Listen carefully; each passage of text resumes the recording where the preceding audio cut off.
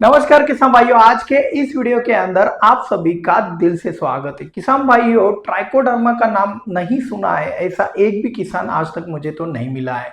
लेकिन trichoderma viride और trichoderma हर्जेनियम, ये जो नाम मैंने अभी कहे हुए हैं, इनके बारे में बहुत सारे किसान नहीं जानते। कुछ लोगों को इसका सिर्फ नाम ही पता है लेकिन कार्य पता नहीं, और कुछ लोगों के दिमाग में ये भी अभी तक कंफ्यूजन होगा कि भाई इसका इस्तेमाल ऊपर से करें नीचे से करें, कौन सा किसका लिए इस्तेमाल किया जाता है और इसका फायदा क्या होता है किसी को पता नहीं। सिर्फ ट्राइकोडर्मा देना है सो देना है, ऐसा करके अगर आप इस्तेमाल कर रहे हो ट्राइकोडर्मा को तो थोड़ा रुक जाइए, आपका बहुत बड़ा नुकसान हो रहा है। और वही नुकसान टालने के लिए आज का यह वीडियो आपको शान से देखना है, ठीक है। और बहुत बड़ा कुछ रॉकेट साइंस नहीं है, बहुत आसान शब्दों में हम आपको ये चीज समझाने वाले हैं, ठीक है। तो बिना किसी देरी के स्टार्ट करते हैं आज के इस वीडियो की।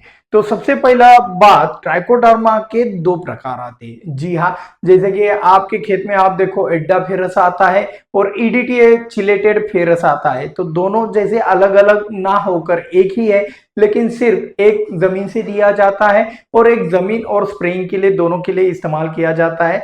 सिमिलरली उसी तरीके से, मतलब पर्पस के हिसाब से इसके दो प्रकार आते हैं। जी हाँ, पहला वाला जो प्रकार आता है वो है ट्राइकोडर्मा विरिडी, ठीक है। ये जो ट्राइकोडर्मा विरिडी जो प्रकार है, ये सिर्फ और सिर्फ जमीन के माध्यम से कार्य करता है। जी हाँ, आप सही सुने हो, ट्राइकोडर्मा विरिडी सिर्फ जमीन के माध्यम से कार्य करता है। आप अगर इसका स्प्रे करते हो तो ये स्प्रेइंग एप्लीकेशन में किसी भी रोगों को कंट्रोल नहीं करता है। ये फिर सॉइल डिसीज जो होते हैं, जो जमीन के अंदर जो डिसीज का इंफेक्शन होता है, उन्हीं के ऊपर ये बहुत अच्छे से काम करता है। तो ये जो ट्राइकोडर्मा विरिडी है, इसका जो फंगस है ये इस प्रकार से आपको दिखाई देता है अगर आप माइक्रोस्कोपिक के अंदर इसको देखते हैं। अब ये जो भी एक ट्राइकोडर्मा अपना बायो फंजीसाइड है, ये किन किन फंगस के ऊपर काम करता है? तो सिंपल वाली चीज है, आपकी जड़ों की जो सड़न होती है, रूट रॉट जिसे कहा जाता है, रूट रॉट के ऊपर भी आपका ट्राइकोडर्मा विरिडी बहुत ही अच्छे से काम करता है। लेकिन इसकी एक रिक्वायरमेंट है, ये जमीन के माध्यम से देना है। इसी के साथ साथ जमीन के माध्यम से एक और रोग बड़ा परेशान करता है, वो है फ्यूजेरियम विल्ट, ठीक है। अब जो भी मैं रोगों के नाम बता रहा हूं, इसके लिए ये सिर्फ प्रिवेंटिव के लिए काम करता है। ये रोग आने के बाद अगर आप ट्राइकोडर्मा देकर उसको कंट्रोल करने जाओगे तो भाई आपका बहुत बड़ा नुकसान हो सकता है। इसीलिए प्रिवेंटिव के तौर पर ही ट्राइकोडर्मा का इस्तेमाल ज्यादा से ज्यादा कीजिए। इसी के साथ साथ नर्सरी में आने वाले डंपिंग ऑफ के लिए भी ये बहुत ही ज्यादा अच्छी तरीके से इफेक्टिवली काम करता है। इसी के साथ साथ सीड बर्न डिसीज, मतलब जो बीज के साथ तैयार होने वाले रोग होते हैं, उनके लिए भी यह सीड ट्रीटमेंट के लिए भी यह बहुत ही अच्छा ऑप्शन माना जाता है, जिसका नाम है ट्राइकोडर्मा विरिडी। जब भी आप ट्राइकोडर्मा खरीदने जाओगे तो ट्राइकोडर्मा विरिडी सिर्फ जमीन के माध्यम से और सीड ट्रीटमेंट के लिए ही इस्तेमाल किया जाता है, यह बात अच्छी तरीके से ध्यान में रखिए। अब इसी के साथ साथ हम यहाँ पे देखेंगे कि अभी ट्राइकोडर्मा हर्जेनियम कैसे काम करता है और ये क्या चीज है। तो ट्राइकोडर्मा हर्जेनियम अगर आप माइक्रोस्कोपिक के अंदर, मतलब माइक्रोस्कोप के अंदर देखोगे तो इस तरीके का स्ट्रक्चर आपको दिखाई देगा, ठीक है। अब इसका ख्याल ना करते हुए हम इसका मेन पर्पस को अभी जान लेते हैं। तो ट्राइकोडर्मा हर्जेनियम जो होता है, ये जमीन के अंदर आने वाले रोगों के ऊपर, जैसे कि रूट रॉट हो गया, आपका फ्यूजेरियम विल्ट हो गया, डायबैक हो गया, ऐसे फंगस के ऊपर भी काम तो करता ही करता है।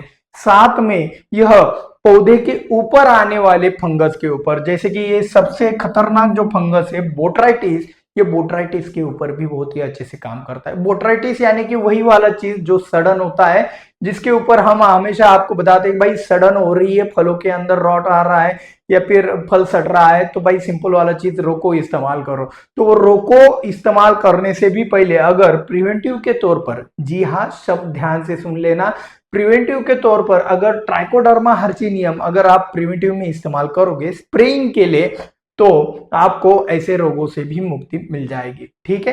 तो ट्राइकोडर्मा हर्जेनियम जो होता है वो ऊपर स्प्रेइंग के लिए भी चलता है और जमीन के माध्यम से भी चलता है। अभी आप कहोगे कि सर जी इनका डोज बताए, तो भाई ट्राइकोडर्मा विरिडी हो गया या फिर हर्जेनियम हो गया। अलग अलग कंपनियों का अलग अलग काउंट होता है। जी हाँ, काउंट होती है, संख्या होती है, जैसे कि 10⁻9, 10⁻10, ऐसे लाखों में उसका काउंट होता है, ठीक है, करोड़ों में काउंट होता है। तो इस काउंट के हिसाब से अलग अलग कंपनियों का डोज भी अलग अलग होता है। तो पैकेट के ऊपर आप डोज लिख लीजिए, वरना कमेंट आना स्टार्ट हो जाएगा, ठीक है। हम मेन पॉइंट के ऊपर फोकस करते हैं। जी हाँ, अभी खास बात भी हमारी बाकी है। तो आज की खास बात में हम क्या देखने वाले हैं, तो ट्राइकोडर्मा के लिमिटेशंस क्या क्या आते हैं। तो सबसे पहला वाला चीज, ट्राइकोडर्मा का लिमिटेशन क्या होता है कि भाई ट्राइकोडर्मा का डेवलप होने के लिए एक अच्छा एनवायरनमेंट चाहिए, केमिकल फ्री एनवायरनमेंट चाहिए। तो अभी हम जिस एनवायरनमेंट में काम कर रहे हैं उसमें तो केमिकल का बहुत सारा इस्तेमाल किया जाता है, ठीक है। तो जब भी आपके खेत में आपको अभी यदि पता है कि अभी मैं केमिकल का इस्तेमाल बंद करने वाला हूँ, अपना फसल का रेस्ट पीरियड हो, जैसे कि आम की फसल हो, संतरा की फसल हो, विश्रांति काल में अगर आप ऐसे बायो फंजीसाइड का इस्तेमाल करेंगे ट्राइकोडर्मा जैसे, तो बहुत ही अच्छा रिजल्ट आपको मिलेगा। लेकिन जब सीजन में जब भी आप ऐसे चीजों का इस्तेमाल करने जाएंगे तो बहुत सारा नुकसान यहाँ पे आपको ये दिखाई देता है कि इनके रिजल्ट नहीं आते हैं। तो ये इसका एक लिमिटेशन हो गया।